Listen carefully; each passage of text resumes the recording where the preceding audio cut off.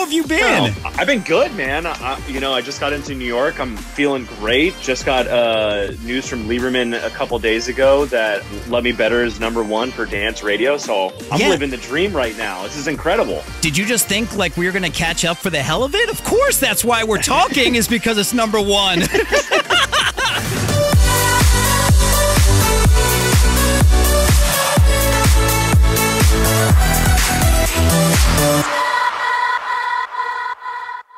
Hello, sir. You didn't think I was going to jump on and you're blowing up the Gerald thing?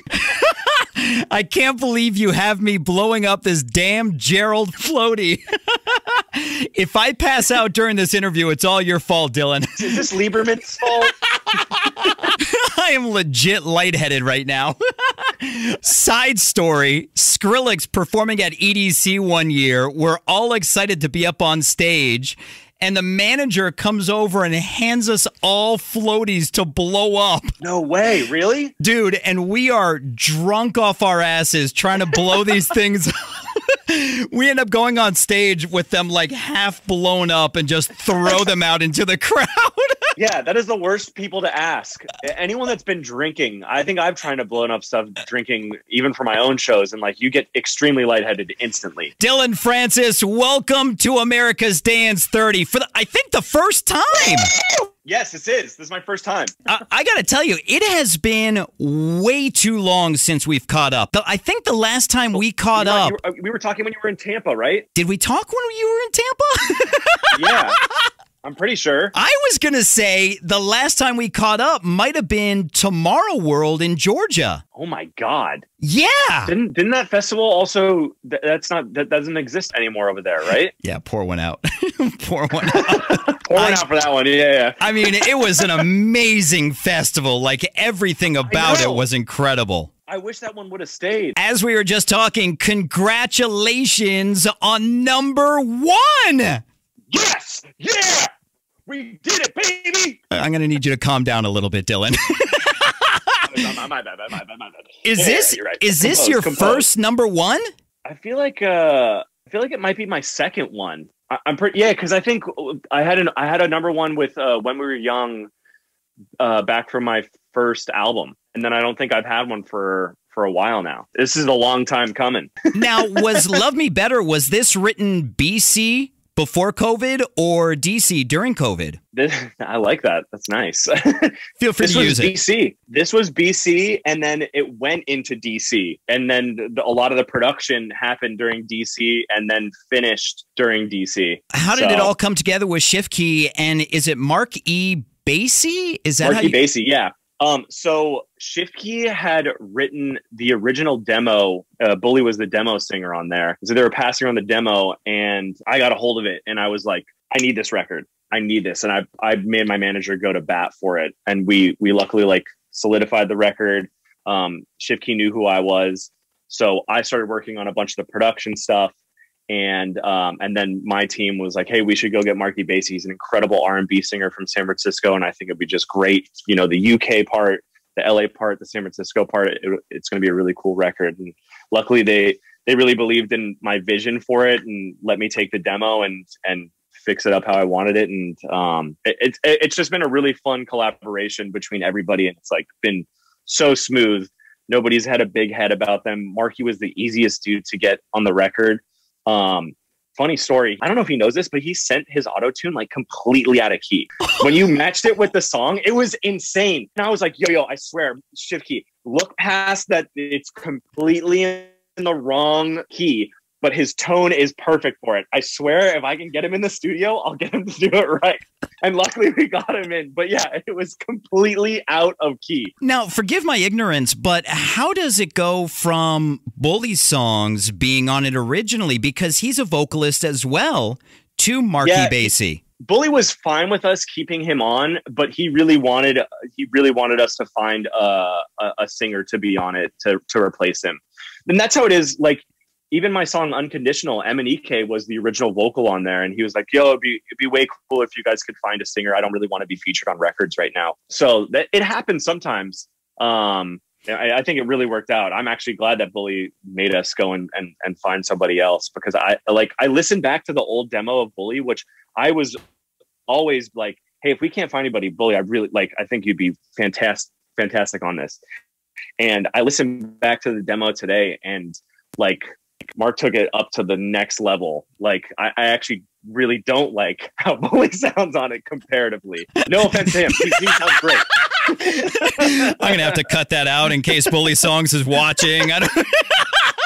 No, you can. You can keep it. Him and I, we got a good relationship going. He will be totally fine with it. Now, before we talk about reaching out and your new album, let's actually get to know Dillon Francis a little better with a feature I call Finkys First. Finkys First. Let's do it. I don't know if this is true or if it's just a wiki facts, but is it true that you hadn't really heard curse words until you were 15? Yeah, no, that's actually true. I think I was 13.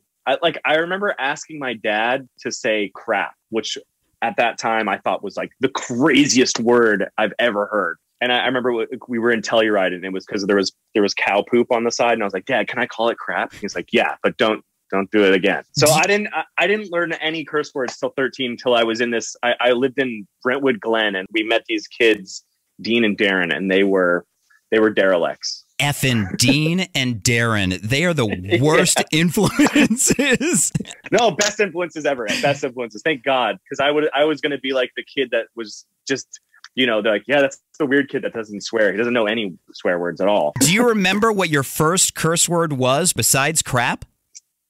It was probably They probably, I just kind of took the stepping stool up from crap to shit.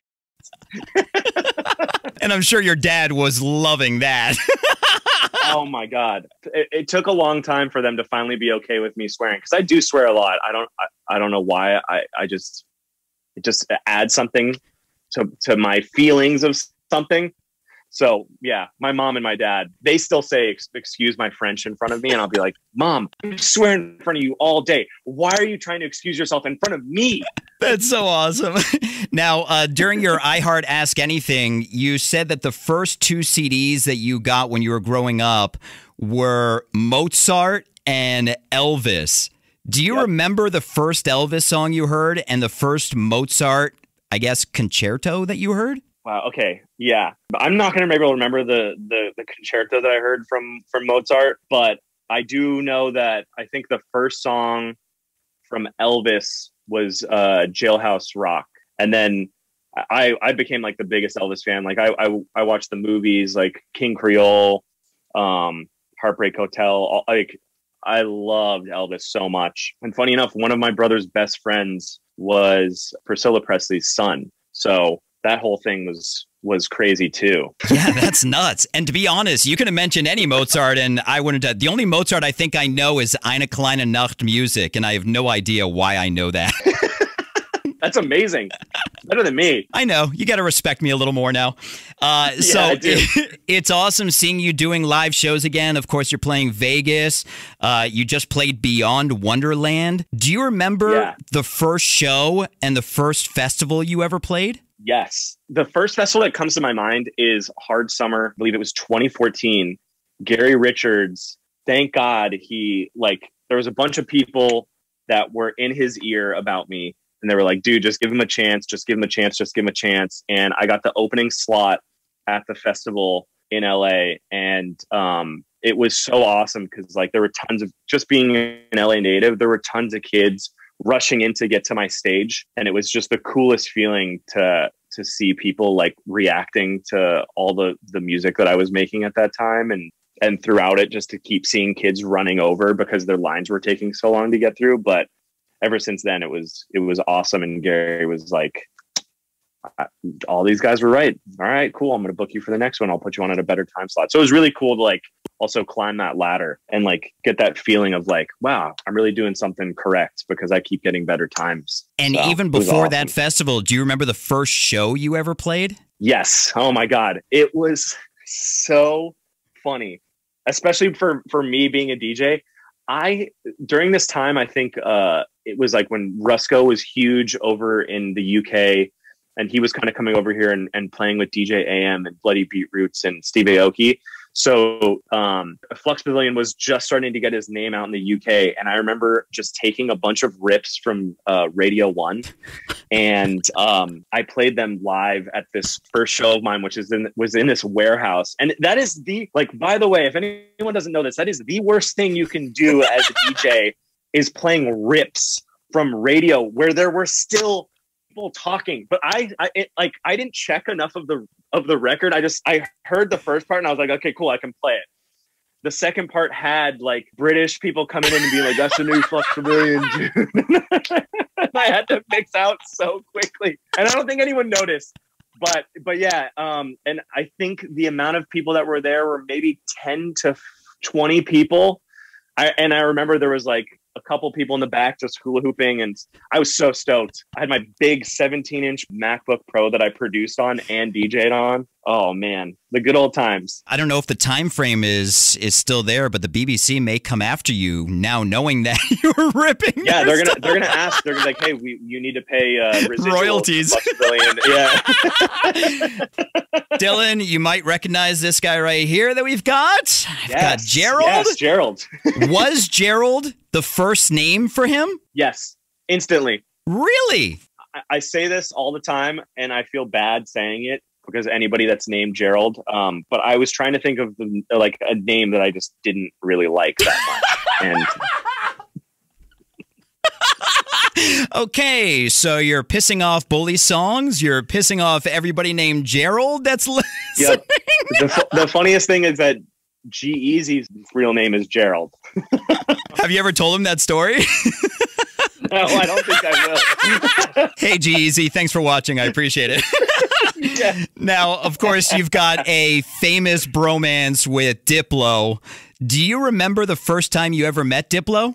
Yep, I do. So he had listened to this record, Master Blaster, that my old manager had sent him. And my old manager was like, hey, he heard the record. He loved it. So I instantly went on Twitter and I followed him and he followed me back. And he's like, hey, where do you live? What do you blah, blah, blah, blah, blah. And I'm like, hey, I'm from LA. I didn't actually tell him that I'd met him a couple times before. But I was like, yeah, I live in LA. Like, let me know if you ever want to hang out. And he's like, yeah, come over to the studio right now if you want to.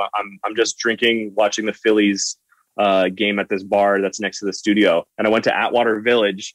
And there was this bar right next to the studio, this really weird bar. I think there was like 4 people in it. I sat down with him and he was just like the nicest, coolest dude. It was so weird fully meeting him because it's Diplo who made all the MIA records and that at that time. And he was just the most normal, down-to-earth person ever where he was just like, oh, man, damn Phillies. All right, what do you want to do? Let's go upstairs. I don't know. But he's just, I don't know. The stuff that comes out of his mouth is like, his mind is just so incredible because of the conversations you can have with him. He's just so multifaceted and just knows everything about little things. And it was mind blowing. I gotta be honest. It's kind of like, I don't know if you've ever spoken with BT, with Brian Transo. No. BT's kind of the same way. He is so genius that you never know where the conversation, like it can go from like one end of the spectrum to talking about circuit bending Furbies. I'm gonna have to hit him up on Twitter and just be like, yo, let's have a deep conversation. I mean, he's super into NFTs and the crypto world. So I talked to him we have this big group chat for a bunch of crypto stuff that we do. And he's in there, but I've never like one-on-one talked to him. So now I'm going to do that because he said that. Now, finally, in Finkys First, what was the first text message you sent this morning? First text message I sent, I think it was to my girlfriend saying, what did I say to her? Man, I've got an annoying interview coming up later today with Brian Fink. No. I sent her a picture of a dog that had a hat that says pee pee poo poo on it. That's what I did. And yeah, that was it. Epic first text of the morning. Dillon, happy early birthday because I know I'm going to forget next month. Thank you. I appreciate it. Happy early congratulations on the 3rd album that's coming next month. I read that you said it was the most fulfilling and serendipitous process that you've ever dealt with. What did you mean by that? Well, the fact that we were in kind of the most depressing, sad times and being in quarantine, and the fact that the kind of opposite happened with the album, which, because a lot of people were like, hey, I would expect you to make sad music because that's kind of what happens when it's times like these. And I really just wanted to do the opposite. And the fact that there was the common goal of a lot of the people in the UK that wanted to do that, and a lot of people that I was working with, and how it all kind of came together. And the other thing that happened from this whole situation was really a growing experience for myself as an artist, and figuring out exactly what I wanted to do with the future of my music, because it wasn't that there were festivals to go play, or it wasn't that there was clubs to go play, because that's usually sometimes what a DJ will do, is they'll make music for those settings. So it was kind of like, all right, what do I really want to make? And I had made Touch, and I'd worked on the Panic at the Disco album, being like, hey, I really love doing this pop stuff, and that's been really fun for me. Why don't I just really delve into this world of like happy house? And at the time I was listening to that as well, and that was making me really happy. So I was like, you know what, this is the music that I really want to make right now. And I probably want to make it for a while.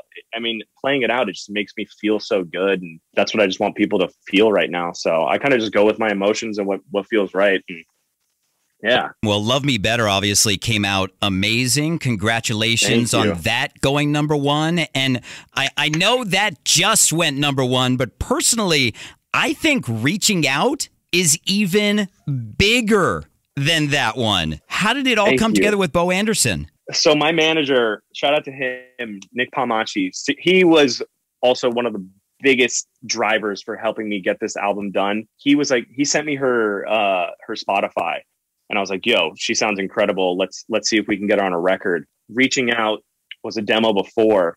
And this is actually another story of like the writer on this song who wrote the demo. She didn't want to stay on the song. And this was one of those records that is so specific for the voice of who can do it. And my manager was like, yo, I'm going to send it to Bo. I really think that she can nail it. And I was like, I hope so. If she can't, can we try to get this other writer to maybe have some of her vocals stay on? And there was some politics stuff happening, and we got the vocal back from her. And I have never been more impressed in my life of like someone. I didn't do anything else to her vocals. Wow. I didn't tell her. She sent it back and it was done. Shout out to her. It was, I've never, ever had that before in my life. Like there's always been something where I can go back and be like, hey, can we sing it this way? Or, hey, can you hit these notes? Or, hey, can we get some more harmonies? It was like, she KO'd it. I couldn't believe it. And especially with that, like the hook, you know, it kind of sounds like Jackson 5-esque to me.